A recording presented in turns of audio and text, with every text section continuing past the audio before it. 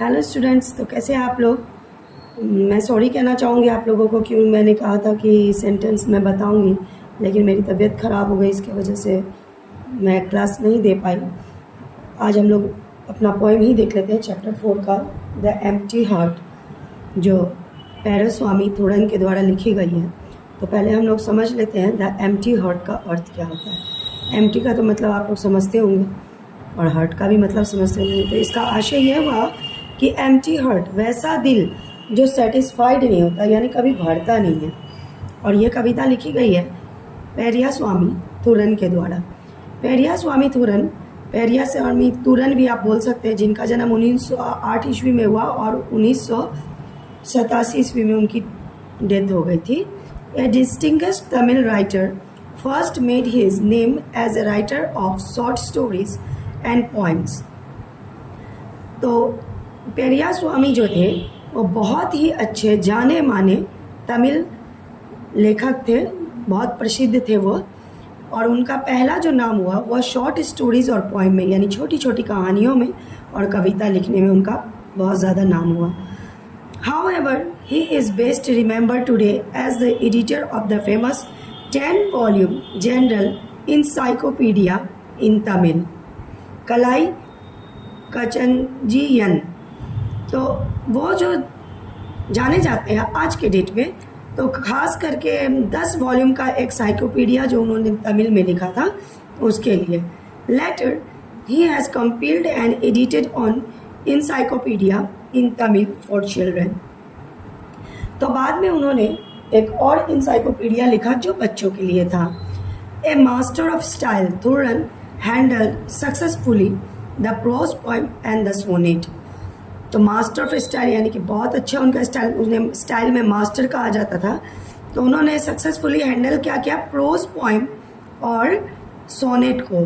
तो pros poem भी एक गद्य टाइप का पोएम होता है, पोएम कई प्रकार के होते हैं, और सोनेट जो होता है इसमें 14 पंक्तियाँ होती है। सोनेट अगर जो पोएम अगर कहें हम, तो उसमें 14 पंक्तियाँ मात्र होती हैं। His works include such popular collection as Irenta Miza and Turan Kavitha का poems, Tunga Kanjili short story, ये poem हो गया, ये short story हो गया, and Puvin Siri Pu, ये एक ऐसे है। Among the many words that come to him were the Padma Bhushan and Kalan ममई फ्रॉम तमिलनाडु।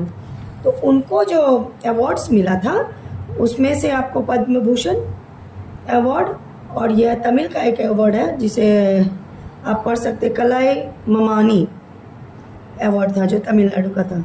द पोएम कुराई कदम, इसका अर्थ हो गया the empty heart, highlights a great human weakness, man's insatiable greed which ultimately destroy him.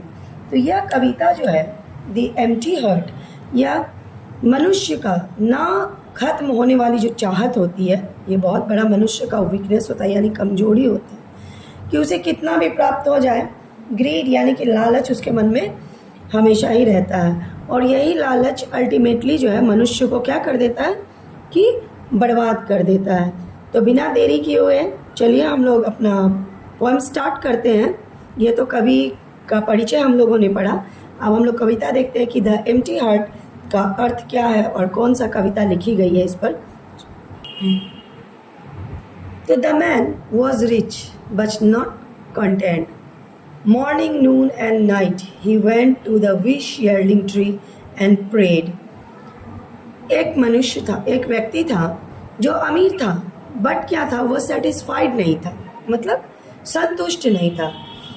सुबह दोपहर रात वह एक वृक्ष के पास जाता था। वृक्ष तो आप लोग समझते होंगे, जहाँ पे कोई ऐसा पेड़ जो कल्पा पेड़ है, कल्पाका पेड़ है, जिसके पास वह अपना विश रोज बोलता था, O Kalpaka, I seek your aid, all I want in a pot of gold. His prayer was granted 7th fold, for as a gift to him was given glisteningly gold in pitchers 7।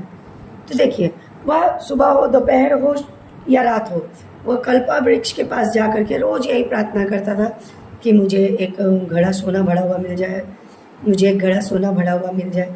क्या बच्चों, आप लोग ऐसा उम्मीद करते हैं कि नहीं? अगर करते हैं तो कमेंट में लिखिएगा कि आपको भी कहीं से मुफ्त में एक घड़ा सोना मिल जाए। तो वह जो है आखिरकार उनका जो प्रार्थना था वो ग्रांटेड हो गया। उस वृक्ष ने उसे स्वीकार किया और उसे 7 गुना ज़्यादा फल मिला। क्या मिला? तो 6 घड़ा उसको भरा हुआ मिला पूरा पूरा सोना से, और जो 7th पॉट था, पिचर था, वह आधा भरा हुआ मिला। अब देखिए कि मनुष्य की लालसा किस प्रकार से होती है। देखिए, वह 1 घड़ा का उम्मीद कर रहा था, उसे मिल गया सोने से भरा हुआ 6 घड़ा, लेकिन 7वां घड़ा जो था वह आधा भरा हुआ था। तो लालच क्या है बच्चों? बुरी बला है। तो 7 silver pitchers were not with him, each with gold coins filled to the brim, but the tree, unkind took into its mind to add an 8th a half full pot. Sorry बच्चों, तो 7th जो था उनके पास बड़ा पड़ा हुआ था, full एकदम, और 8वां जो था वो हाफ पॉट था बच्चों। तो आधा जो भरा हुआ था, अब उसके लिए क्या हो गया कि उनके दिल में लालच जग गई। तो चलिए देखते हैं कि कैसी लालच उनके लिए जगी। 7 गुना ज़्यादा उनको मिला, और 8वां जो मिला वह जो है सो आधा था। चलिए देखते हैं आगे क्या हुआ। To fill this quick was his thought. The 7 full vessels he clean forget. The demon desire now made him mad.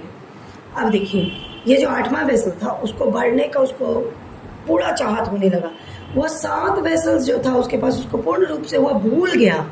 Daemon मतलब क्या होता है बच्चों? राक्षस। और डिजायर मतलब इच्छा। वह राक्षसी इच्छा उसके मन में जागा, जिसके कारण वह पूरा पागल हो गया। To mother, wife, children, goodbye, he begged. He rose before cockcrow, past midnight he worked, eating, drinking and slept, he shrinked. अब देखिए, अपनी मम्मी को, अपनी वाइफ को, अपने बच्चे को, सबको उन्होंने गुड बाय कर दिया। उसके बाद जो है सो कॉक क्रो मतलब जानते होंगे आप लोग, सुबह जब होती है तो मुर्गा बांग देता है, कुकड़ू कू करके, उसे ही कॉक क्रो कहते हैं। और देर रात तक, आधा रात तक पूरा काम करते रहते थे। कितना काम कर लूं जो मैं इस घड़े को भर दूं। खाना पीना सोना सब उन्होंने जो है सो छोड़ दिया। He risked his health, he conscience sold and tried all tricks to gather gold. हर चीज़ त्याग करके उनका स्वास्थ्य बिगड़ने लगा, हर चीज़ गंवाने लगे, लेकिन बस उनका यही इच्छा रह गया, किस प्रकार से सोना इकट्ठा कर लें, किस प्रकार से सोना इकट्ठा कर लें। Eager and anxious he shamelessly took each coin he could clutch by hook or crook. Harder and harder he tried but died. Hook and crook, किसी प्रकार से एक एक कॉइन को वो चाह रहे थे, किस प्रकार से, किसी तरह हो, चाहे जैसे हो, लेकिन इस घड़ा को बढ़ना, एक एक सोना इकट्ठे करने में वो इतना हार्ड वर्क किए कि वह आखिरकार डेड हो गए, यानी मृत्यु को प्राप्त हो गई। Before he could fill the pot, यानी कि अपने 8वें घड़ा को भरने के चक्कर में उससे पहले ही उनकी मृत्यु हो गई। Grid and इनलेस but life is not, nothing is wrong with A half filled purse, TISS the word in the heart that is the कर्स। तो ग्रीड जो है एंडलेस है, कभी भी नहीं समाप्त होने वाली चीज है। तो जो मिले, ऐसा ही कविता या कहानी हम लोगों पढ़े हैं, जो लालच मनुष्य को बर्बाद कर देती है। तो हमको जो मिला है, पोएम ही पढ़े थे हम लोग ना, जो मिला है उसी में हमें संतोष रखना चाहिए, क्योंकि ग्रीड तो एंडलेस है, उसको आप चाहेंगे तो समाप्त कर सकते हैं, but life is most important. अगर जीवन ही नहीं रहेगा तो आप क्या कर सकते हैं? कुछ नहीं कर सकते हैं।